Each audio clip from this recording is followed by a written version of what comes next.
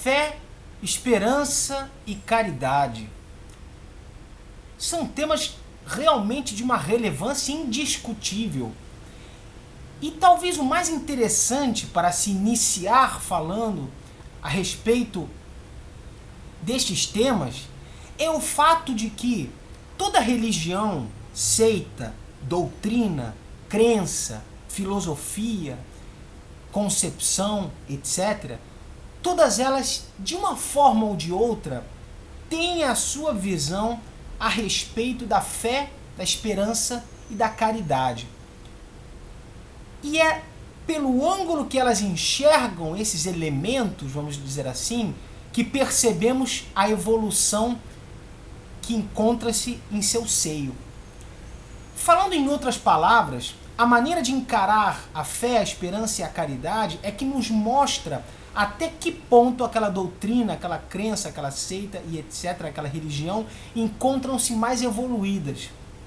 E é nesse momento que procurarei destacar, no aspecto do espiritismo, esses três elementos que são profundamente importantes para serem desenvolvidos na existência de cada um de nós. Tem uma frase, falando, por exemplo, de início, sobre a fé. Tem uma frase de Kardec, bastante difundida, bastante conhecida, onde ele diz que a fé só é válida quando pode encarar frente a frente a razão em todas as épocas da humanidade. É a profissão de fé raciocinada. A questão da fé raciocinada é fascinante de se imaginar, porque se remetemos diretamente ao Cristo, quando disse a Tomé aquelas palavras célebres: "Tu viste e creste, Tomé, bem-aventurados os que puderam crer sem terem visto", a questão do ver para crer. A fé raciocinada, a fé racional, não é ligada à ideia do ver para crer. É ligada à ideia do compreender para crer. Por isto é que, se sei de um fato que preciso ter confiança nele e confiar na justiça divina, mesmo que eu ainda não o esteja vendo, eu posso compreender os fenômenos que o envolvem. Eu posso compreender a lógica espiritual que envolve um determinado fato. Eu compreendo para ter fé, porque Deus nos deu evidentemente o dom do raciocínio, da memória, da compreensão. Eu compreendo para poder então ter a minha fé. Porém, não necessariamente estarei vendo. A compreensão difere da visão completamente. Nós podemos sim compreender para crer, mas não necessariamente ver. Portanto, as palavras do Cristo, perfeitas como sempre, como todas, enquadram-se com exatidão na noção da compreensão, a fé raciocinada, a fé que não prescinde do raciocínio. Isto significa que a fé, colocada em termos espíritas, para não descrevê-la profundamente, pois estes três elementos tomariam, por certo, muito espaço, mas para fazer um estudo mais resumido, a fé simboliza, para a doutrina espírita, a convicção serena, a crença íntima segura, tranquila, desassoberbada de que tudo está bem. Quando dizemos tudo está bem, é natural que as pessoas retruquem. Mas você não conhece a minha vida?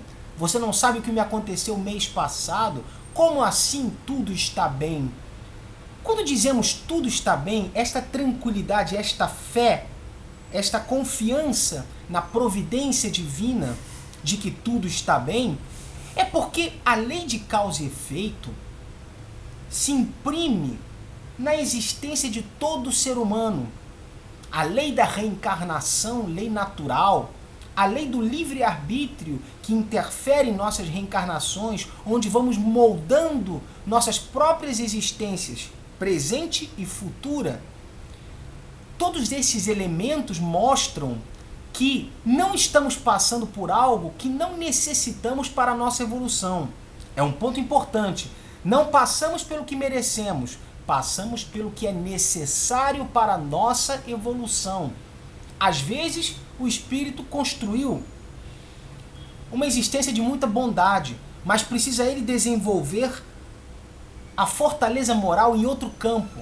Então renasce ele com certas dificuldades para serem vencidas pela sua força de vontade. Na verdade, não passa ele pelas dificuldades porque tenha feito algo ruim neste caso, mas porque ele necessita para o desenvolvimento e o aprimoramento da fortaleza moral e dos dons e virtudes de seu espírito. Isto é fascinante porque a fé raciocinada nos mostra que tudo que estamos vivendo tem um sentido, tem uma causa, tem um nexo causal e caminha para um futuro de desenvolvimento. Tudo é para o desenvolvimento do espírito. Se estamos passando dificuldades, tem um vídeo que gravei, o número 2, sobre as dificuldades, a razão delas, dos sofrimentos humanos, e que, por certo, mostra que a lei de causa e efeito opera-se sempre. Portanto, o que estamos vivendo tem um sentido, tem uma explicação, tem um fundamento. Não estamos sendo, como muitos de nós pensamos, vítimas de injustiça, porque as dificuldades são oriundas das causas que nós ocasionamos. Portanto, tudo está bem é porque tudo está organizado em nossa encarnação para caminhar para um desenvolvimento. Quando temos fé em Deus, nesse momento, fé na consciência divina que atua em nossas existências, é pelo fato de que tudo que nos ocorre é para o nosso progresso espiritual. E certamente nada acontece de maneira inútil. Em outro vídeo já falei a respeito do fato de que todas as leis da natureza envolvidas na Terra, leis da física, da química, da biologia, da psicotrônica, da mecânica, da acústica, etc., todas elas estão baseadas em leis de causa e efeito. O efeito que se dá é porque a causa correspondente teve que ocorrer em período anterior. Portanto, a ordem que permeia o universo, a Terra, conforme disse Einstein, Deus não joga dados com o mundo ou com o universo, mostra que tudo está encadeado, tudo tem lógica, e o destino humano, por certo, atende a essa coerência, a esse encadeamento de destinos, de ocorrências, de benesses, de sofrimentos. Mas os benefícios que recebemos em vida, na nossa encarnação, as ajudas aparentes e toda esta questão benéfica é para nos favorecer a desenvolver em nós instrumentos de evolução. Tudo é instrumento de evolução. Portanto, a fé para o espírita é a convicção de que todas as coisas, por mais desordenadas que nos pareçam, estão em seus devidos lugares e que cabe a nós lidar com elas da forma mais benéfica possível, trabalhando sempre no bem, atuando sempre da forma reta, da forma correta, semeando para o futuro situações melhores para nós. Esta convicção profunda, que é a fé, adquirimos quando conhecemos melhor a doutrina espírita e quando percebemos todo o encadeamento dos fatos, as mortes que temos no seio familiar, as desilusões amorosas, os fracassos financeiros, as situações de enfermidades de toda ordem, tanto as congênitas, as de nascença, como aquelas adquiridas ao longo da vida, uma série de problemas, de sabores, infortúnios que atravessamos ao longo da encarnação. Se temos a convicção dentro de nós que aquilo tem um sentido, que aquilo está organizado em nossa encarnação para a nossa evolução, para nos forçar ao desenvolvimento de virtudes, ao desenvolvimento da paciência, da tolerância, da compreensão, passamos a entender a encarnação como um instrumento evolutivo, um depurador, que é exatamente isto que é a nossa encarnação. É um instrumento depurador, um instrumento de evolução. Desse modo, passamos a ter uma tranquilidade, uma convicção tranquila e serena de que tudo está bem, tudo está caminhando, tudo está nos seus devidos lugares. Este é o ponto principal sobre a fé raciocinada, a fé que procura se amparar no entendimento e não no dogma pelo medo, e não em inculcar nas pessoas crenças, ideias completamente destituídas de materialidade, de fundamento.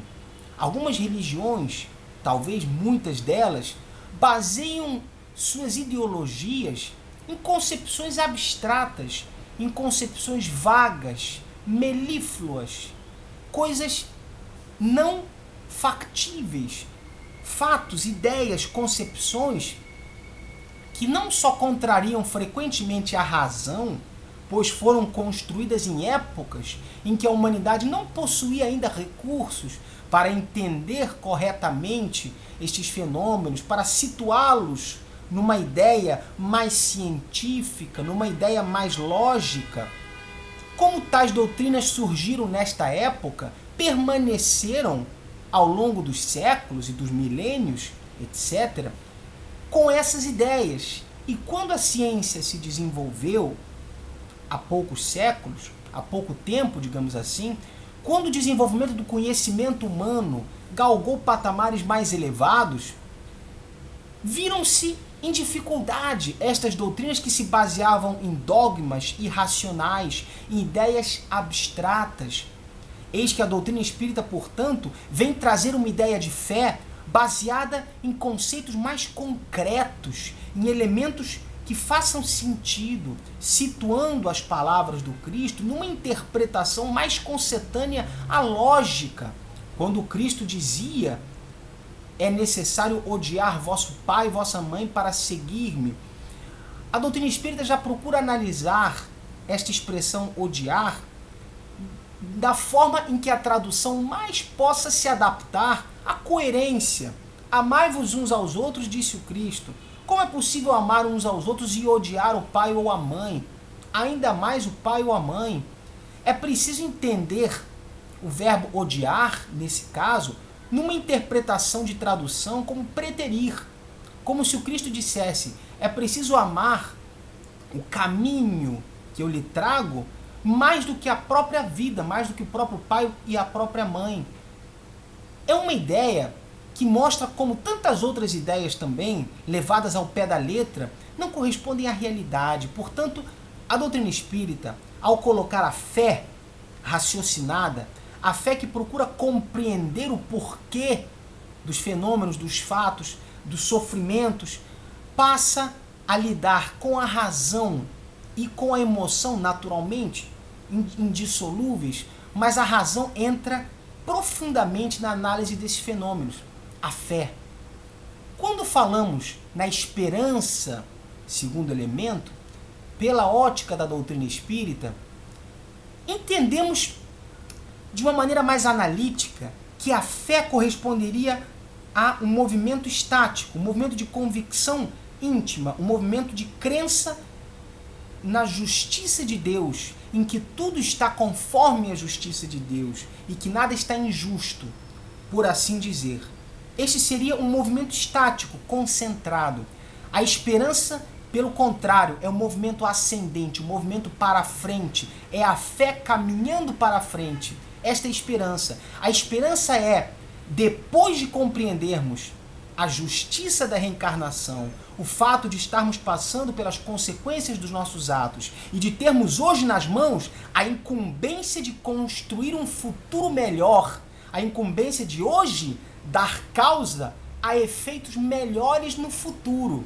Quando compreendemos isto, passamos a trabalhar, a atuar em nossa vida, em todos os campos, no campo afetivo, no campo profissional, no campo acadêmico, no campo financeiro, no campo familiar, na saúde e etc. Passamos a atuar em todos os âmbitos da nossa encarnação com a esperança no bem, com a esperança otimista.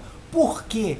Porque sabemos que se tudo está conforme uma ordem divina superior, cabe a nós aproveitarmos-nos de todo esse manancial que está em nossa encarnação, a nosso dispor para o nosso crescimento, para poder evoluir, trabalhar sempre no bem. E mesmo que haja insucesso, compreendermos que este insucesso é um fato ocasionado para uma maior resistência e um maior desenvolvimento espiritual em nossa encarnação. Pois afinal, como desenvolveríamos a paciência se não fôssemos tentados e submetidos a situações que forçassem a nossa impaciência, para que nós assim pudéssemos desenvolver a paciência?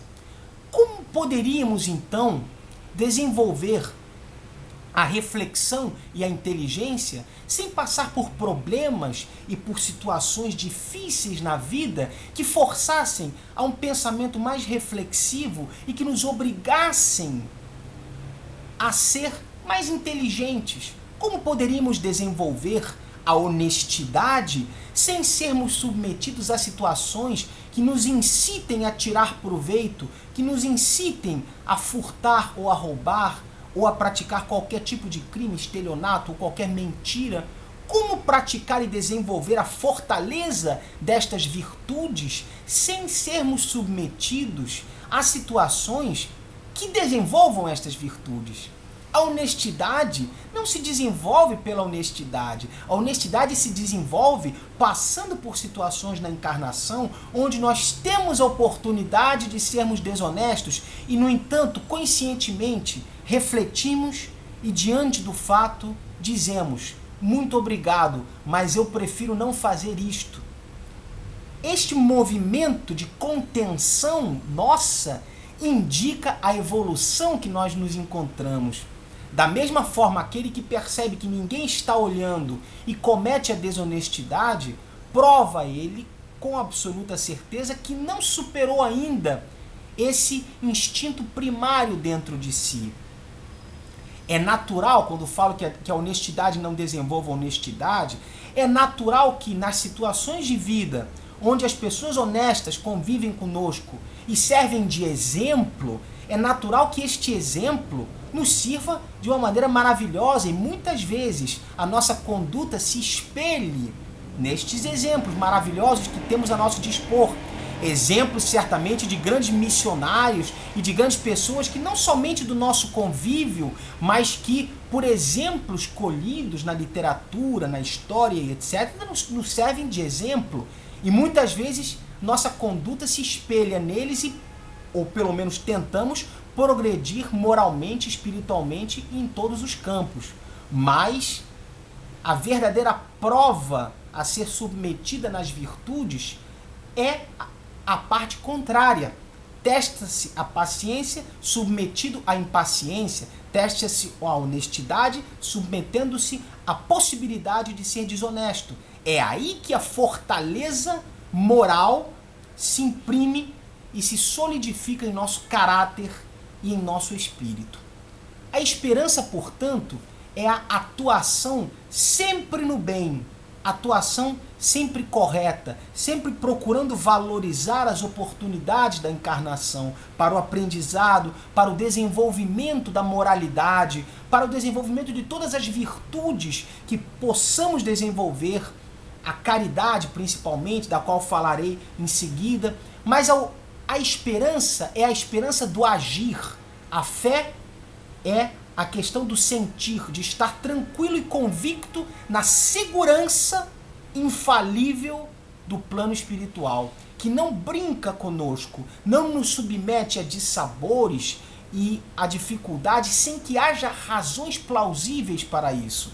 Portanto, a esperança que a doutrina espírita ensina é a esperança de sempre batalhar para um futuro mais florido, para um futuro melhor, para um futuro mais próspero, onde nós possamos, com esta prosperidade, construir uma encarnação mais benéfica. Não o prazer dos bens materiais por si mesmos, mas o conforto que nos permita estudar mais, trabalhar mais para o próximo e para o desenvolvimento de nossa cultura, o desenvolvimento da moralidade. É natural que o conforto, nesse caso, não seja essencial, mas algumas pessoas numa situação um pouco mais confortável, se sentem melhores para poder desenvolver determinados trabalhos, determinadas atividades que muito auxiliam o próximo. Portanto, desejar a prosperidade financeira de modo algum é condenável. O que é condenável é a inveja da prosperidade do próximo, é desejar os bens materiais exclusivamente pelo gozo destes bens de forma vazia e de forma egoísta. Aquele que deseja conquistar algum patrimônio para também dar conforto a seus familiares, para poder ter uma prole mais bem servida de recursos para educação, para alimentação, para a saúde, são desejos louváveis. O mal não está nos bens materiais, o mal está na forma errônea, egoísta que podem ser utilizados estes bens. Portanto, a esperança é trabalhar sempre com otimismo e com a convicção, com a fé, portanto, de que tudo está caminhando no seu devido lugar e que se algo ocorre de errado, deve-se a uma causa oriunda da nossa conduta ou da nossa vontade em encarnação anterior, pois eis que no período da erraticidade antes de encarnar, muitas vezes, a maioria de nós escolheu alguns momentos, algumas dificuldades e algumas provações para passar na encarnação. O que, portanto, demonstra que algumas das nossas dificuldades são oriundas de nosso livre-arbítrio antes de encarnar, que escolhemos passar por aquilo para o fortalecimento e o desenvolvimento de determinadas virtudes. Portanto, esta é a esperança para a doutrina espírita. A fuga total, a eliminação total do desânimo, da desesperança e da tristeza, substituindo-as pela alegria, pelo otimismo que provém da esperança. Esperança de saber que estamos construindo um futuro melhor, que estamos tendo a oportunidade dia a dia de construir um futuro melhor. Alguns dirão, mas eu estou numa cama, não me mexo, não falo, não ando, não faço nada, como estou construindo um futuro melhor? Esta expiação pela qual você passa tem causa remota, encarnação anterior, e é necessário que ela seja vivenciada em toda a sua inteireza até o final para absorver dela o ensinamento espiritual, o desenvolvimento espiritual, a fortaleza da paciência, da resignação, da compreensão de que as leis de Deus devem ser respeitadas, a lei da reencarnação, a lei de causa e efeito. Faço o mal pensando que nada me ocorrerá, eu passarei pelas consequências deste mal, eu sofrerei estas consequências e terei que reparar o mal que fiz. Portanto, o desrespeito de todas estas leis ocasiona para nós consequências, mas são consequências destinadas à pedagogia de nos instruir. Deus não castiga nem recompensa, não privilegia nem pune. O que faz é que nós passemos pelas consequências de nossos atos para o nosso aprendizado, para o nosso desenvolvimento moral e intelectual. Muitas vezes, as pessoas só conseguem desenvolver a inteligência quando se veem em dificuldades e precisam fazer um curso universitário para galgar uma posição mais alta.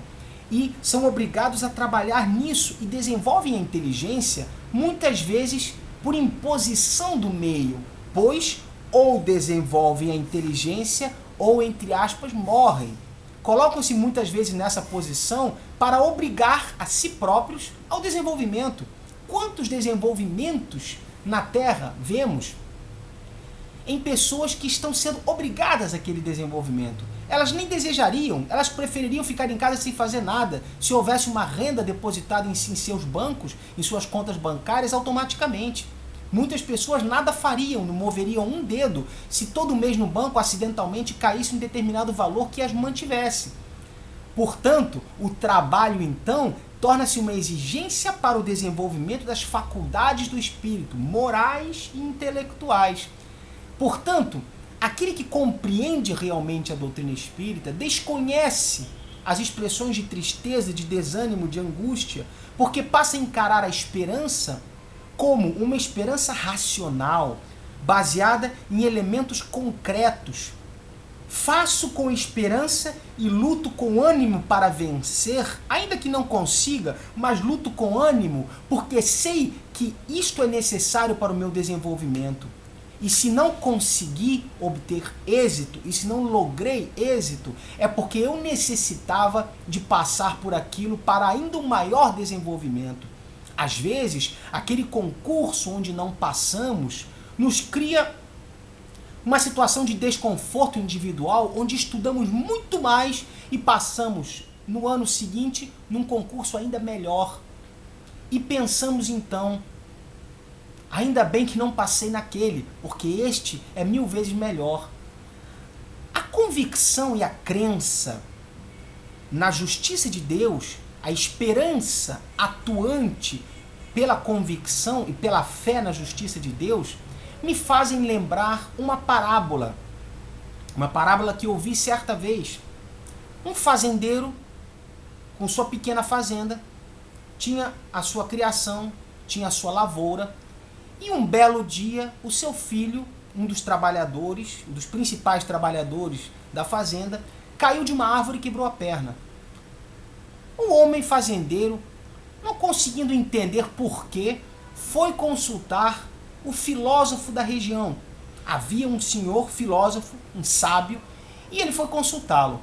Aproximou-se, narrou a história e disse ao final: mas mestre, meu filho caiu da árvore, foi um grande azar. O filósofo nada disse, olhou somente e disse: sorte ou azar? O fazendeiro, ressabiado, não respondeu e foi para casa muito desconforme. Como assim, sorte ou azar? Meu filho caiu da árvore, como pode ser azar ou sorte? É evidente que uma situação de azar. Uma semana depois, explode uma guerra na região, uma guerra de consequências terríveis, e o governo recruta todos os jovens e fortes da região para lutarem na guerra. Ao chegar na fazenda, depara-se com o jovem com a perna enfaixada, com a perna quebrada. Examina e vê que é verdade, e o jovem fica livre de ir para a guerra. Algumas semanas depois, a guerra se extingue com uma grande soma de mortos, muitos deles naturalmente os jovens. E o homem dá graças a Deus que o filho não foi para a guerra e que quebrou a perna justamente para não ir à guerra. Chega ao filósofo e agradece ao mestre, diz assim: mestre, muito obrigado pelas suas sábias palavras, realmente eu fico muito contente, vejo que foi uma sorte muito grande ele ter quebrado a perna, mas a minha produção este ano foi muito pequena, foi miserável, não sei o que vou fazer. Portanto, neste ponto, que ele quebrou a perna e não pôde auxiliar, foi um azar, neste ponto foi um azar. E o filósofo olha para o fazendeiro e diz: sorte ou azar? O fazendeiro, muito ressabiado, retorna para sua fazenda e pensa: impossível que eu produzir pouco na minha fazenda seja sorte. Impossível.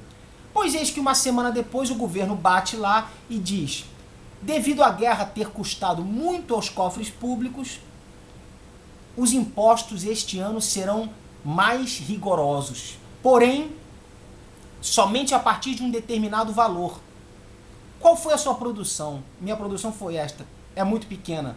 Se nós retirarmos algo da tua produção, você não sobrevive. Você fecha a tua fazenda, entra em falência e não poderá mais nos dar impostos, nos pagar impostos no ano que vem. Portanto, você não será cobrado de impostos. Os outros sim, com maior gravidade. E o homem então fica perplexo, porque percebe que o que ele ficou com a produção dele foi mais do que ele ficaria se ele tivesse produzido mais e tivesse pago impostos mais rigorosos. Portanto, ele pensa com os botões: foi sorte.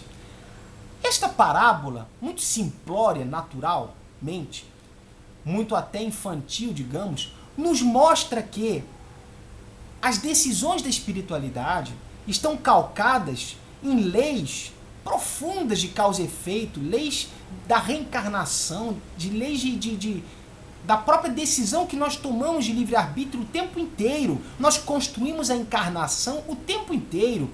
E, portanto, Esta parábola mostra que a esperança deve ser uma constante, o bom humor deve ser uma constante, o otimismo, a construção feliz a partir do dia de hoje para sempre, deve ser uma constante, pois nada está desgovernado.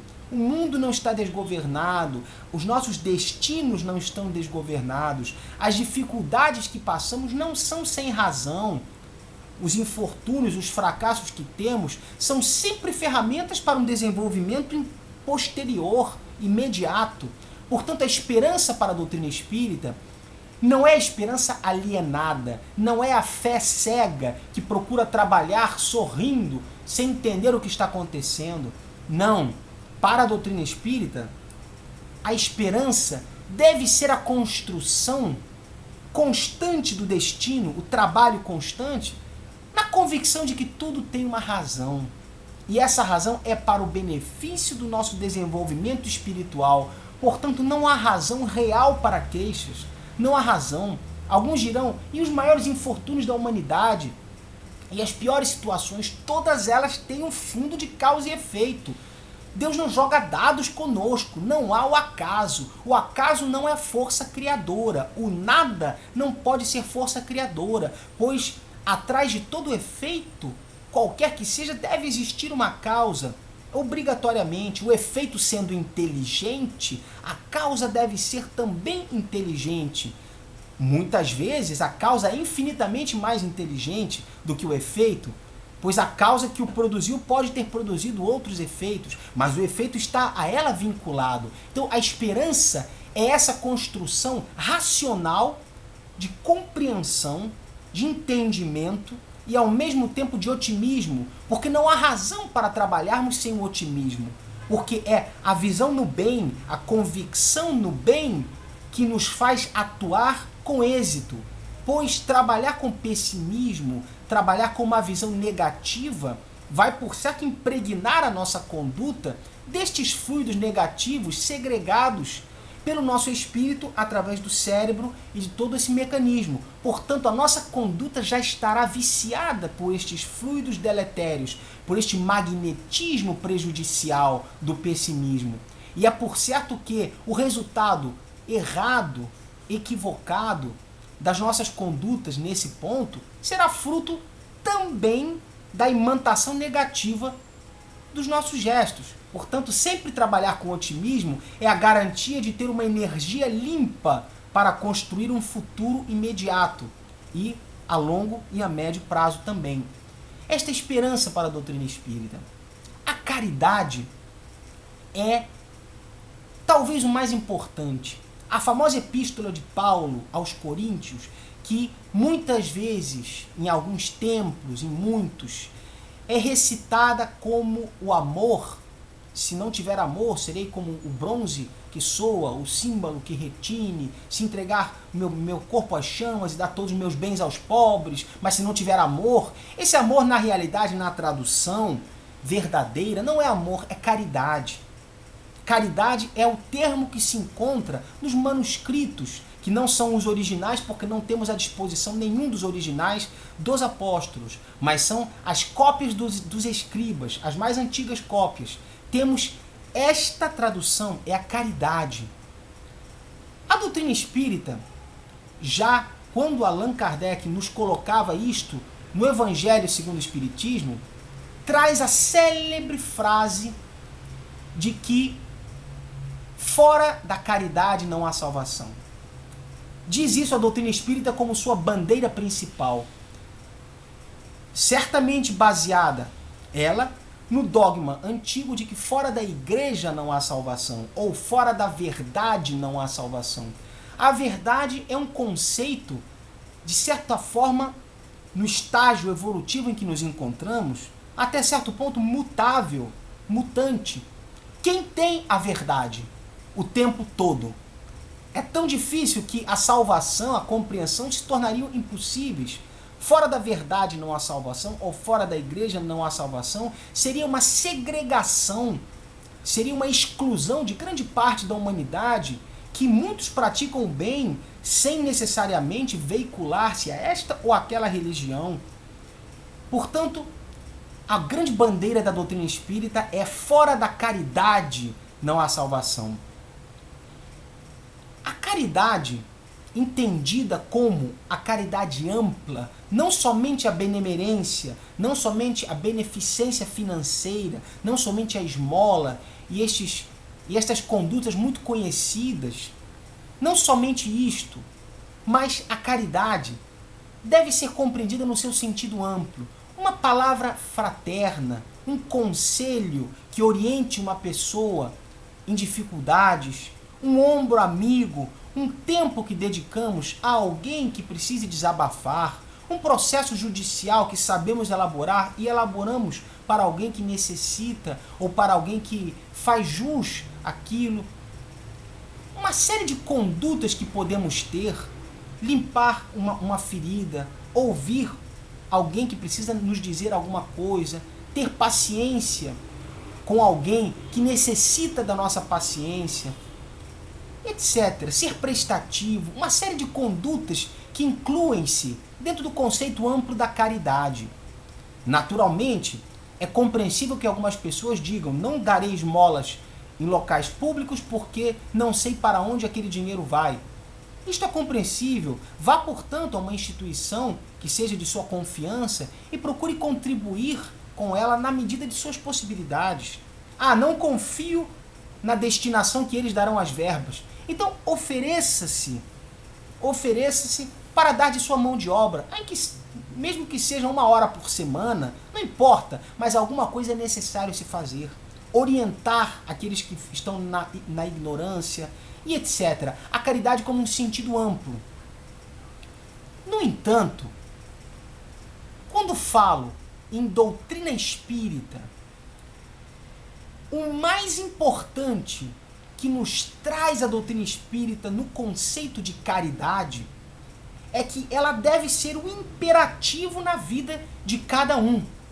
Um imperativo pela compreensão que ela nos faculta, nos fornece a respeito de todos os fenômenos de reencarnação, da espiritualidade, onde nós construímos as nossas encarnações pela caridade que fazemos. A caridade torna-se, então, um imperativo de consciência. É evidente que a doutrina espírita não nos obriga, não nos lança anátemas, nem nos ameaça, mas ela coloca a caridade, a compreensão do conceito da caridade efetuada, prática, como uma condição impostergável para a evolução.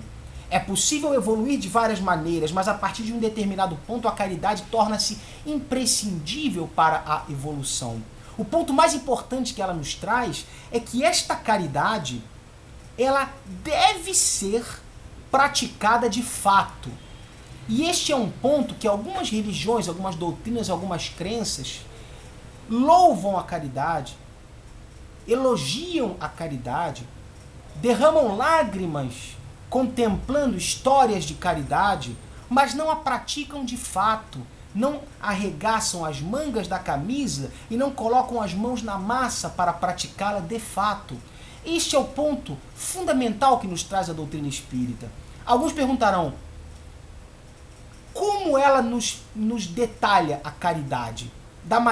A resposta, da maneira mais maravilhosa e mais bela, através das obras de Kardec e também através das obras dos espíritos que ditaram livros, a André Luiz, a Chico Xavier, a Divaldo Franco e a outros, nos mostrando detalhadamente situações da vida, situações cotidianas, situações em que a caridade se exemplifica com pequenas e com grandes condutas.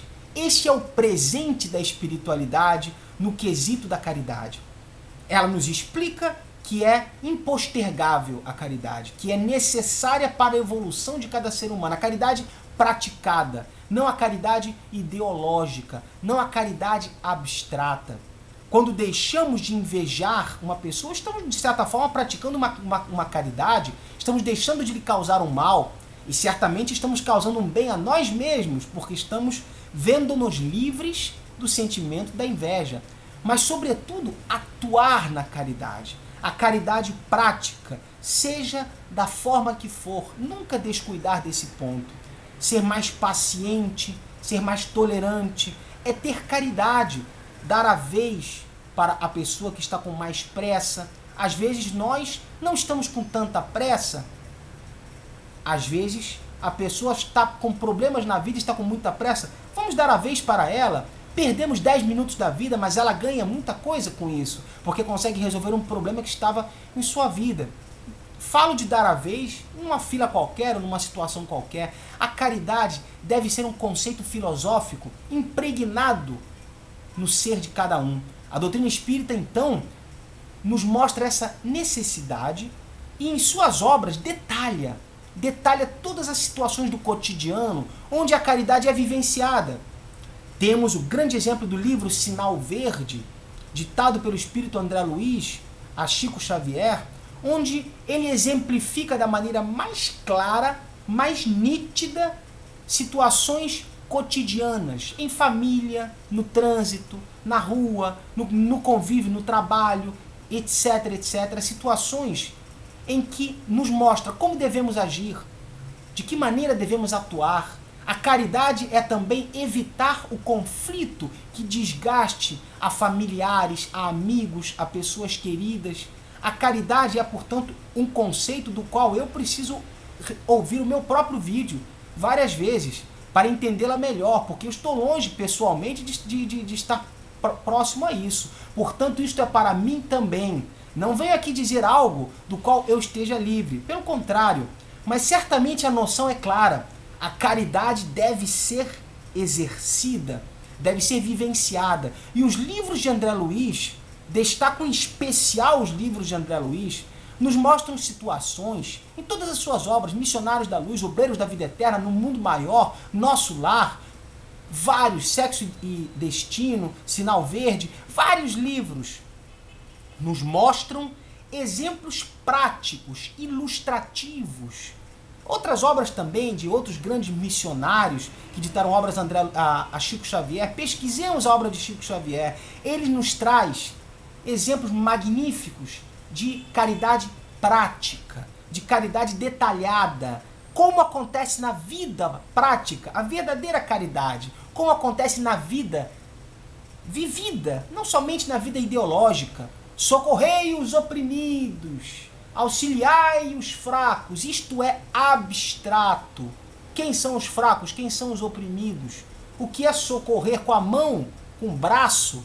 A doutrina espírita nos explica até a posição do braço que temos que ter para socorrer alguém que caiu na rua, ao lado da calçada. Ela nos detalha.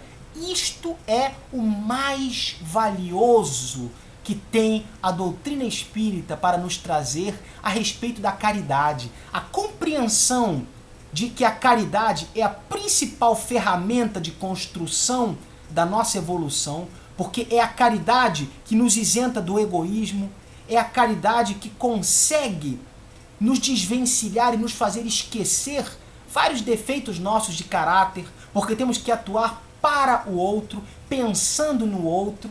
Portanto, a caridade é a principal ferramenta que faz a moralidade se desenvolver. É lógico, o intelecto é mais fácil de se desenvolver. A parte intelectual, acadêmica, se desenvolve com mais facilidade que a parte moral, porque a parte moral confronta nossas piores dificuldades de caráter, cuja caridade é o principal instrumento desbravador do nosso destino presente e futuro. É com a caridade que conseguimos trabalhar para um futuro melhor, mais florido, tanto nesta encarnação como nas encarnações que irão se suceder. Pois eis que, como diz no próprio texto bíblico, somos de ontem e não sabemos, já vivemos anteriormente. E a caridade que fizemos no passado é o que nos dá algum alento e algum sossego hoje em dia. É o ombro amigo que demos ao nosso semelhante no passado, o auxílio que a ele lhe fornecemos, que hoje se reverte em auxílio nos nossos momentos de necessidade.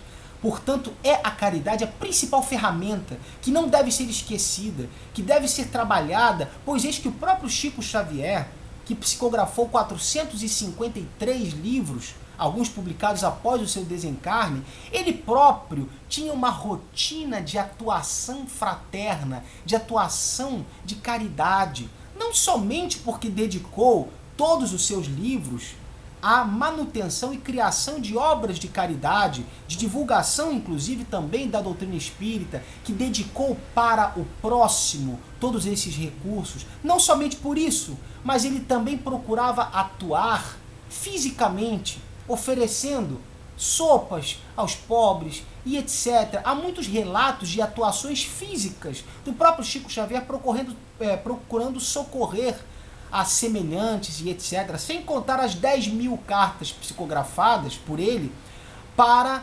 consolar e trazer informações e alento a mães que perderam seus filhos, a familiares que tiveram outros familiares retirados do seio materno, do seio familiar, de maneira às vezes precoce, violenta, por suicídios, por crimes de toda ordem.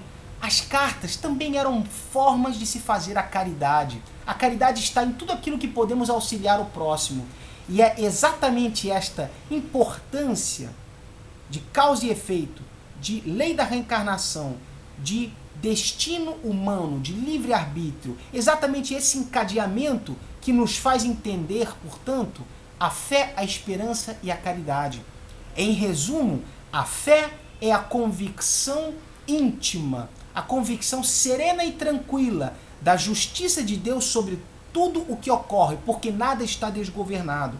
A esperança é a atuação otimista no bem, na honestidade, na conduta reta e leal, sempre, porque sabemos, com a nossa fé e a nossa convicção, que tudo está nos seus devidos lugares e que o nosso papel é trabalhar para o bem, sempre no bem, para construirmos um futuro melhor. E a caridade é exatamente o filtro que se debruça sobre todos estes elementos para que possamos trabalhar sempre em prol, não somente da nossa evolução espiritual e da nossa evolução intelectual e moral, mas também para o próximo, fundamentalmente para o próximo, porque é nesse auxílio ao próximo que todos esses elementos se conjugam para uma evolução cada vez maior em volta do nosso círculo de ação, com as pessoas que convivem conosco e para a nossa própria evolução espiritual.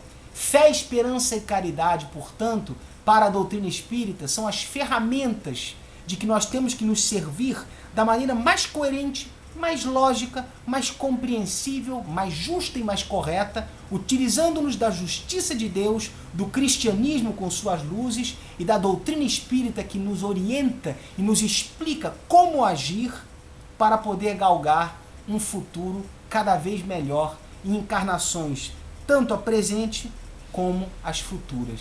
Muito obrigado pela atenção, fiquem com Deus e Deus os acompanhe.